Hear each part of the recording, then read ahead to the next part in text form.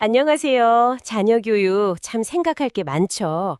오늘은 그 고민을 좀 덜어드릴 수도 있을 국제 바칼로레아 IB의 학습자 상에 대해 한번 자세히 알아보겠습니다. 네, 안녕하세요. IB 자료들을 보면서요, 이 학습자 상이 뭔지, 그리고 이게 우리 아이들이 소위 말하는 국제적 소양을 갖춘 인재로 크는데 어떤 도움을 줄 수 있을지 한번 깊이 파헤쳐 보려고 해요. 네, 맞습니다. 이 학습자 상이라는 게요, 그냥 뭐랄까 좋은 말 목록 이런 게 아니고요. 아이비 교육 철학의 진짜 핵심, 심장이라고 할 수 있어요. 단순히 지식을 쌓는 걸 넘어서요.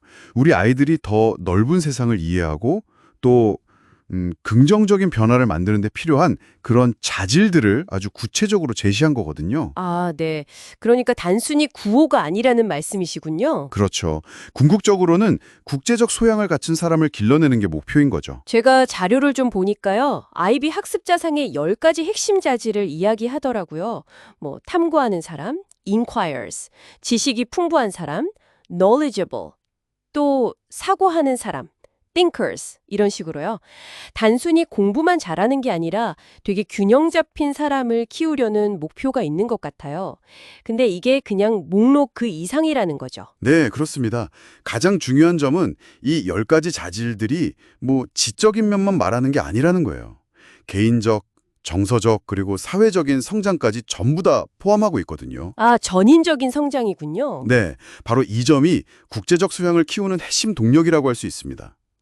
우리가 국제적 소양 하는데 이게 그냥 외국어 잘하고 뭐 다른 나라 문화 좀 아는 거 그 정도가 아니잖아요. 그렇죠. 그 이상이죠. 네, 서로 다른 걸 존중할 줄 알고 또 우리 인류 전체가 같이 풀어야 할 문제들에 대해서 함께 책임감을 느끼는 그런 태도, 그게 중요하거든요.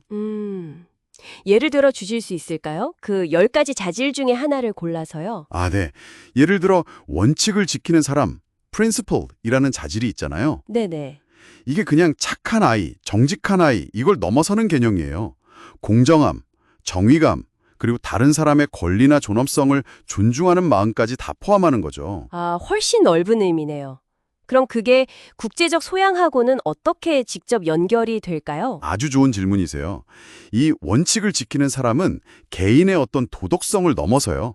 뭐랄까, 보편적인 인권이라든지 공동체의 약속 같은 걸 이해하고 존중하는 태도로 자연스럽게 이어지거든요. 이게 다른 문화권 사람들과 만났을 때 정말 필수적인 바탕이 되는 거죠. 서로 신뢰하고 함께 하려면요. 아하, 그렇군요. 또 다른 예를 들면 열린 마음을 지닌 사람, 오픈 마인드드 같은 경우도 그래요. 자기 문화나 가치관에 자부심을 갖는 건 당연히 중요하죠. 근데 동시에 다른 사람들의 관점이나 전통 같은 걸 편견 없이 받아들이고 또 그걸 통해서 배우려는 자세, 이게 중요하죠. 네네. 이게 바로 국제적 소양을 실제로 행동으로 보여주는 모습이라고 할 수 있죠. 아, 듣고 보니까 이 10가지 자질들이 그냥 따로따로 있는 게 아니네요. 서로 막 영향을 주고받으면서 결국 국제적 소양이라는 큰 그림을 함께 만들어가는 그런 느낌인데요. 정확합니다. 네, 뭐 배려하는 사람은 공감 능력을 키워주고 또 소통하는 사람은 다양한 방식으로 서로 이해하고 표현하는 능력을 길러주고요. 네. 이 10가지 자질들 다시 한번 쭉 말씀드리면 탐구하는 사람, 지식이 풍부한 사람, 사고하는 사람, 소통하는 사람, 원칙을 지키는 사람, 열린 마음을 지닌 사람, 배려하는 사람, 도전하는 사람, risk takers, 균형 잡힌 사람, balanced, 그리고 성찰하는 사람, reflective. 이게 학생들이 그냥 교실에서만 배우는 게 아니에요. 그게 또 중요해요. 아, 교실 밖에서도요. 네, 학교 전체, 그러니까 선생님, 학생, 그리고 학부모님들까지 다 같이 공유하고 사용하는 공통 언어가 되는 거죠. 아이가 어떻게 성장하고 있는지 이야기할 때 이 학습자상에 비추어 보면서 좀 더 깊이 있는 대화를 나눌 수 있게 되는 거예요. 아, 그 점이 되게 흥미롭네요.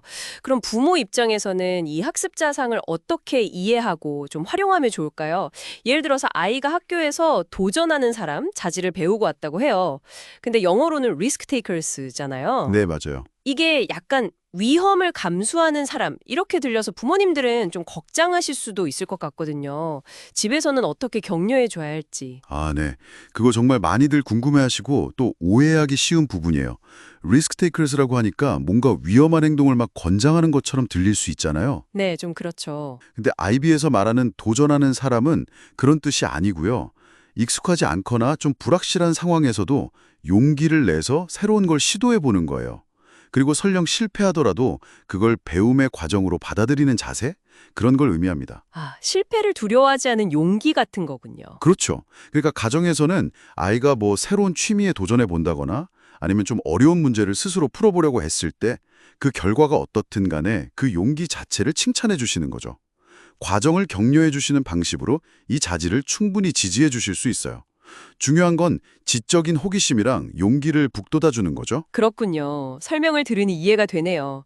결국 이 학습 자상이라는 게 아이들이 교실 밖 진짜 세상에서도 좀 책임감 있고 또 사려 깊은 사람으로 살아가는데 필요한 어떤 내면의 역량을 키우는 나침반 같은 거네요? 네, 맞습니다.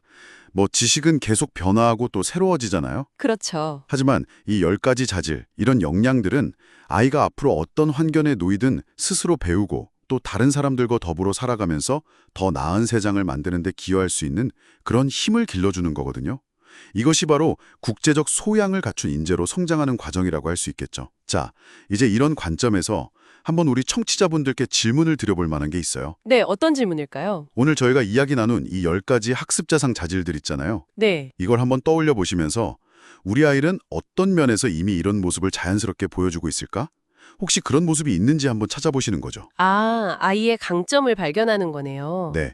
그리고 또 반대로 가정에서 이런 자질은 우리가 함께 좀 더 북돋아주고 키워나가면 좋겠다 싶은 건 뭐가 있을지 생각해 보시는 거예요. 네, 아주 좋은 질문인 것 같습니다. 오늘 이야기 나눈 이 아이비 학습자상이라는 렌즈를 통해서 우리 아이의 성장 여정을 한번 바라보는 것, 그것만으로도 참 의미 있는 시작이 될 것 같네요. 자녀가 균형 잡힌 국제적 인재로 성장하는 그 길을 저희도 함께 응원하겠습니다.